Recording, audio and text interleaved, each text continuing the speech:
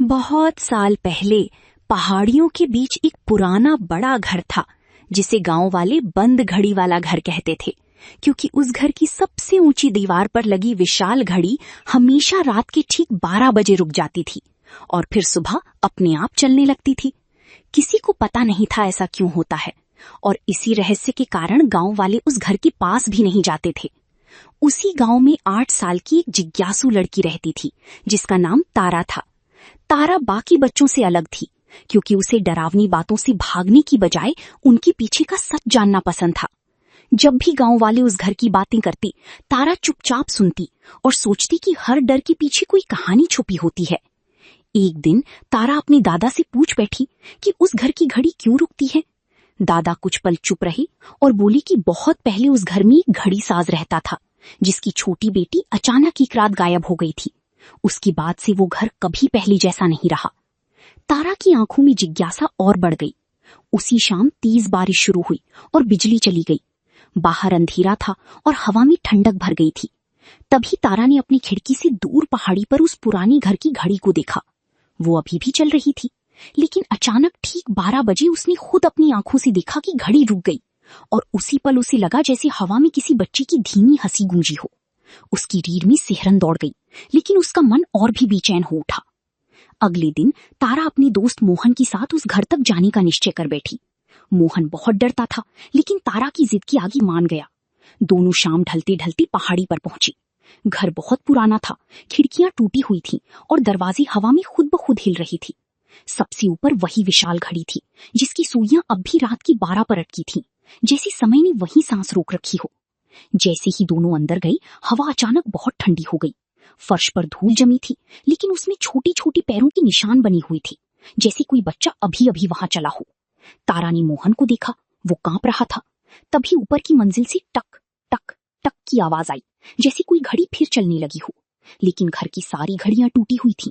दोनों धीरे धीरे सीढ़ियां चढ़ी और ऊपर एक कमरे के सामने पहुंची, जहां दरवाजा थोड़ा खुला था। अंदर पूरा कमरा पुरानी घड़ियों से भरा था और सबकी सुइयां एक ही समय पर रुकी थीं, 12 बजे। तभी कमरे की बीचों बीच रखी एक छोटी लकड़ी की गुड़िया अपने आप गिर पड़ी। मोहन चीख पड़ा और भागने लगा, लेकिन जैसे ही उसने दरवाजा खोला, बाहर जाने का रास्ता गायब था। उसकी जगह सिर्फ लंबा अंधेरा गलियारा था, और उसी गलियारे के अंत में एक छोटी परछाई खड़ी थी, बिल्कुल चुप और धीरे धीरे उनकी ओर मुड़ रही थी। तारा और मोहन उस अंधेरे गलियारे में खड़े कांप रहे थे, और दूर खड़ी वो छोटी परछाई धीरे धीरे उनकी ओर मुड़ रही थी। उसकी चाल बहुत धीमी थी, लेकिन अजीब बात ये थी कि उसके कदमों की आवाज नहीं आ रही थी, जैसे वो जमीन को छुए बिना चल रही हो। मोहन की सांसें तेज हो गईं और उसने तारा का हाथ कसकर पकड़ लिया। लेकिन तारा की आंखों में डर के साथ साथ जिज्ञासा भी थी, क्योंकि उसे महसूस हो रहा था कि ये कोई साधारण भूत नहीं, बल्कि कोई अधूरी कहानी है। जैसे जैसे वो परछाई पास आई, उन्होंने देखा कि वो एक छोटी लड़की थी, लगभग तारा की ही उम्र की। उसके बाल पुराने जमाने की तरह बंधे थे और उसने सफेद फीकी पोशाक पहनी थी। उसकी आंखें उदास थीं, लेकिन उनमें गुस्सा नहीं था। लड़की ने बहुत धीमी आवाज में कहा, समय रुक गया है। ये सुनकर मोहन लगभग रोने वाला था, लेकिन तारा ने हिम्मत करके पूछा कि वो कौन है। लड़की ने जवाब दिया, मीरा। और उसी पल कमरे की सारी टूटी घड़ियां एक साथ टिक टिक करने लगी, जैसे किसी ने उनमें जान डाल दी हो। पूरा घर गूंजने लगा और हवा और ठंडी हो गई। मीरा ने इशारे से उन्हें अपने पीछे आने को कहा। तारा ने मोहन को समझाया कि शायद यही वो खोई हुई बच्ची है जिसके बारे में दादा ने बताया था। वे दोनों उसके पीछे पीछे एक संकरे रास्ते से नीचे तहखाने में पहुंचे, जहां दीवारों पर सैकड़ों पुरानी घड़ियां टंगी थीं। लेकिन सबसे बीच एक बहुत बड़ी सुनहरी घड़ी थी, जिसकी सुइयां भी 12 बजे पर अटकी थीं। मीरा ने कहा कि यही वो घड़ी है जिसने समय को बांध रखा है। तारा ने पूछा, कैसे? तब मीरा ने बताया कि उसके पिता गांव की सबसे बड़ी घड़ी साज थे और उन्होंने ऐसी घड़ी बनाई थी जो समय को रोक सकती थी। लेकिन एक रात जब तूफान आया, घड़ी में कुछ गड़बड़ हो गई और उसी क्षण मीरा उसके भीतर फंस गई। उसके बाद से हर रात 12 बजे समय उसी पल लौट आता है और घर उसी डर में अटक जाता है। तारा को समझ आया कि ये भूत नहीं, बल्कि समय में फंसी आत्मा है। मीरा ने कहा कि अगर घड़ी ठीक ना हुई तो वो हमेशा के लिए इसी घर में बंद रहेगी और हर रात 12 बजे ये घर जाग उठेगा। तभी अचानक तहखाने की दीवारों से फुसफुसाहटें आने लगी, जैसे बहुत सारी घड़ियां एक साथ बोल रही हों। मोहन डर से पीछे हट गया और तभी बड़ी सुनहरी घड़ी की सुइयां अपने आप घूमने लगी। टिक टिक टिक, और पूरा कमरा कांपने लगा। मीरा घबरा गई और बोली, वो जाग गया। तारा ने पूछा, कौन? तभी अंधेरे के कोने से एक लंबी काली परछाई उभरी, जिसकी आंखें चमक रही थी और जिसकी देह धुएं जैसी थी। मीरा ने कांपते हुए कहा, समय छाया, वो हर उस याद को खा जाता है जो अधूरी रह जाती है। और अब वो सीधी तारा और मोहन की ओर बढ़ रही थी। तहखाने में खड़ी तारा, मोहन और मीरा के सामने वो काली समय छाया धीरे धीरे फैल रही थी।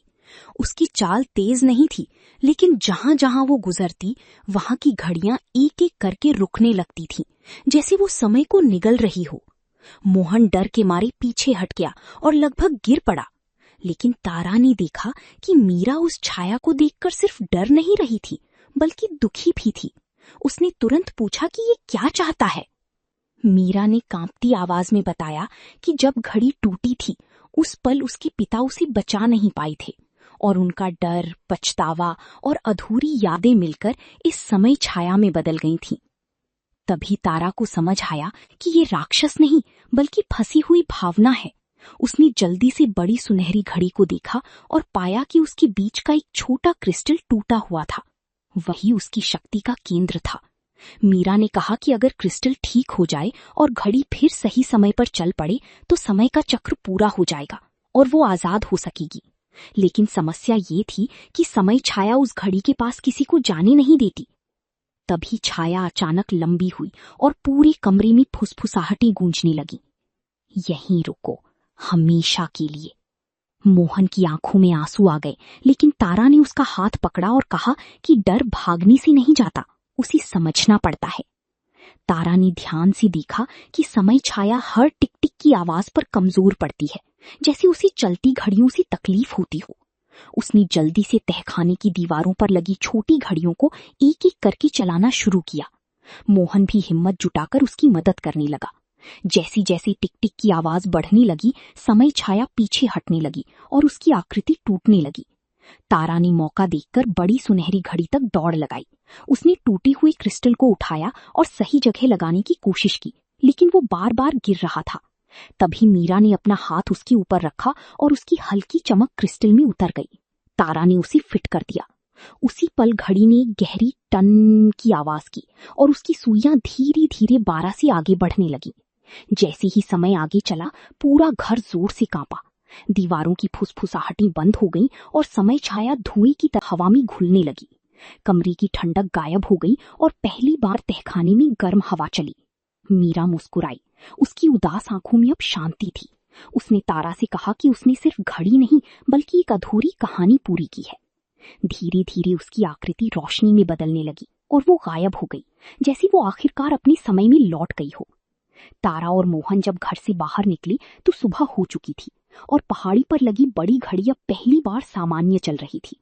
गांव वालों ने ये देखकर हैरानी जताई, क्योंकि वर्षों बाद घड़ी 12 पर नहीं रुकी थी। तारा ने सबको सच्चाई नहीं बताई, बस इतना कहा कि कभी कभी डर के पीछे कोई मदद मांगती कहानी छुपी होती है। उस दिन के बाद बंद घड़ी वाला घर फिर कभी डरावना नहीं लगा, लेकिन तारा को कभी कभी रात में बहुत दूर से हल्की टिक टिक सुनाई देती, जैसे मीरा धन्यवाद कह रही हो।